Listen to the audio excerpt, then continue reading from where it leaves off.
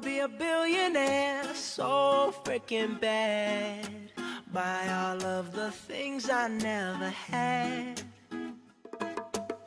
I wanna be on the cover of Forbes magazine. IR and IR. That's the new latest Singapore sensation in the tourism industry.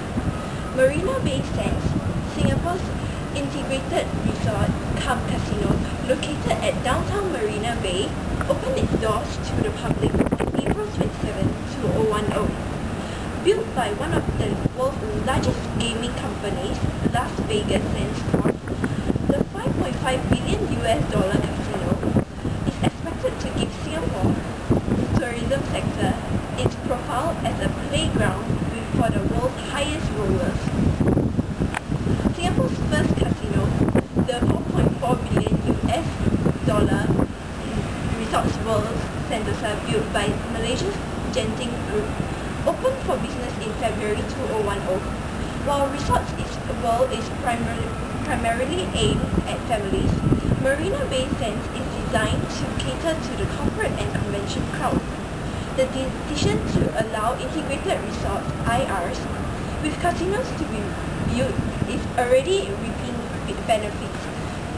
Singapore's economy surged 13.1% in the first quarter from a year ago, prompting the government to grade its growth projection this year to 7 to 9% from 4.5 to 6.5%.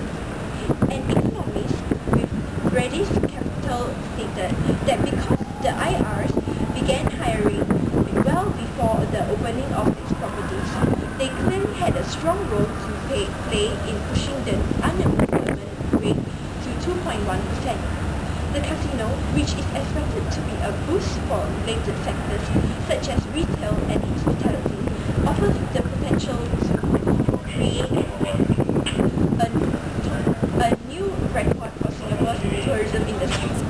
We are doing a live interview with a foreign direct investor from China. 你好. So, what do you think of the foreign direct investment made in Singapore by the Marina Bay Sands? Oh, I think the foreign direct investment here is very good. Because you see the scenery is so beautiful, can attract a large amount of tourists and foreigners here. So I think since the scenery here is so nice, I think it can generate a large amount of revenues for Singapore as well as for the foreign direct investment people and different kind of companies. So I think this is very good. Hi, my name is Chelsea, and today I'm going to tell you about the main aim of the IR is to boost Singapore's tourism industry, thus enhancing economic growth in Singapore. This project is largely relevant to our economy as while the tourism industry is expanding, it contributes to a huge pie of Singapore's revenue. The building of the IR is part of Singapore's government's fiscal policy. The use of government expenditure to affect the level of economic activities. In this case, the government is increasing its expenditure to increase the aggregate demand. The total expenditure on domestically produced consumption goods, investments, goods, government expenditure, export revenue and import expenditure, also known as AD equals to C plus I plus I plus X minus M. Yay! $500 billion of the government fund has been invested to develop the IRs that have been a tourist attraction in Singapore. This has helped to increase the number of tourists coming into Singapore, hence the increased revenue earned by foreign tourist spending that increase exports, which in turn increase the AD. The number of tourists has significantly increased in 6 months after the official openings of the IRs. This proves that the IRs have indeed attracted more tourists and hence the tourist spending, hence the export revenue. Thus, the building of the IRs is a strategy that the government had employed to increase the national income by increasing government spending and increasing exports. As of 2009, the total workforce was 3.3 million, where 73.2% were engaged in the service sector. This shows the importance of the service industry in Singapore, and much labour is required. Hence, the opening of the IRs has allowed more job opportunities. With an increased employment, people will have steady incomes and tend to spend more for better living. With the consumption component in AD. I'm so hungry. Oh wait, I think I smell dim sum. Oh, hi. Where are you from? You are from Hong Kong. Maybe I like the dim sum there. What are you doing in Singapore? Oh, shopping. Oh, shopping? Have you heard of the IR in Singapore? Yeah. That's why I came here to shop, and then after that have nice food, and then after that gamble. Wow, gambling. Oh, so have you earned any money yet? No, just keep losing. Oh, that's so sad. I hope this will let you win. Haha, bye bye. Hi, Barbie. Hi, Cam. You wanna go for a ride? Sure, My hair okay? Jump in. I'm a Barbie You're not girl. Barbie. I'm Barbie. In the I'll be Barbie telling you world. about, the bad impacts of the IR, gambling. People always gamble. It's so bad, You waste all your money there. I'd rather use this money to buy like LV bag, go shopping. Yeah. So they say that casino consulting firm Golden Lucy or whatever shit describe Asia as the most promising market for the expansion of the global casino gaming industry. Research house PricewaterhouseCoopers reported that while Asia is already a big gaming market, most of it is illegal. The potential gains from allowing casino gambling can be grouped into 3 areas. First, for those individuals who gamble in moderation and receive enjoyment from the overall entertainment experience, the gain in utility arising from the presence of an additional recreational facility is a benefit.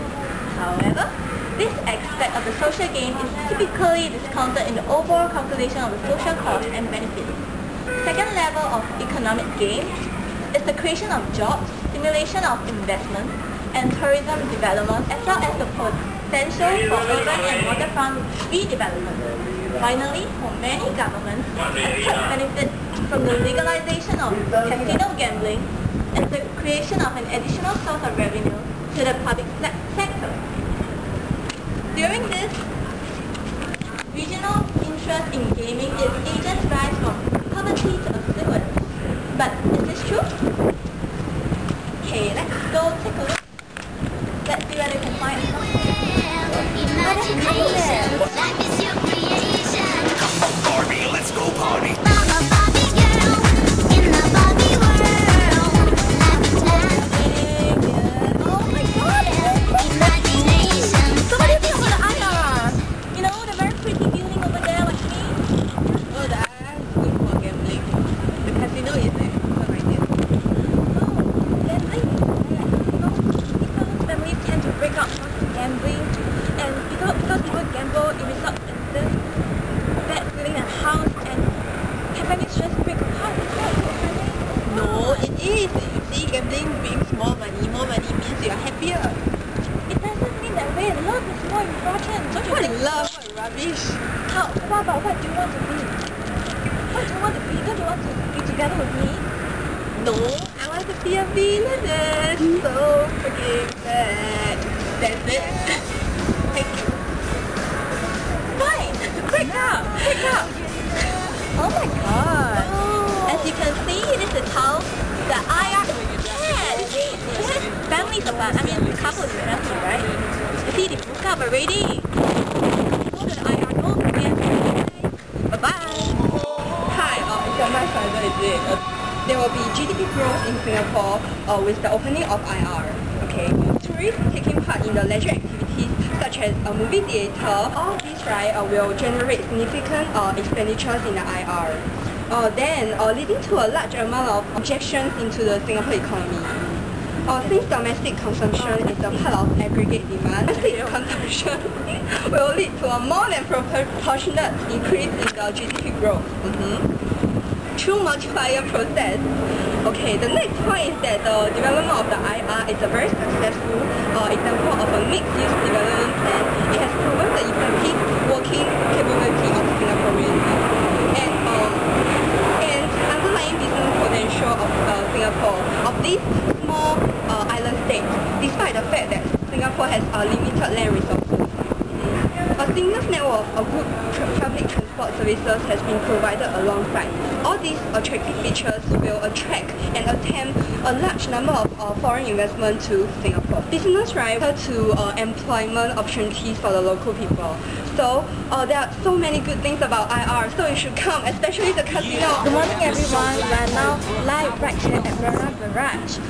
As you can see,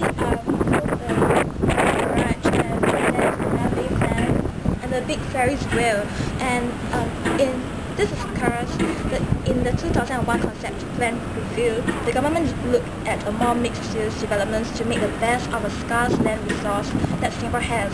In particular, the government aims to develop a work, live, learn and play environment where working, living, education and recreation can be integrated into part of business area. It is also aware that a seamless network of good public transport services has to be provided alongside increasing affluence and higher standards of living, resulting in commuters placing more emphasis on comfort as well as convenience. An example of a mixed-use development plan is the development of the integrated resort, IR, at Marina Bay. The plan is also timely for rejuvenating the tourism industry as a result of global competition. This is so because the government looks into long-term economic growth, and economic growth refers to the rise in potential growth of the economy in which national income is on the rise. It also means the PPC curves shift outwards, to which implies increasing productivity as well as higher national income. Supply-side policies are mainly used to increase productive capacity in the long run. Here, we're at the end of our session, and goodbye. Give away a few Mercedes like, here lady, have this. And last but not least, grant somebody their last wish. It's been a couple months that I've been single, so you can call me Travis Claus minus the ho-ho. Get it? I'll probably visit where Katrina hit, and damn sure do a lot more than FEMA did. Yeah, can't forget about peace. Oh wait. Okay, there will be GDP growth.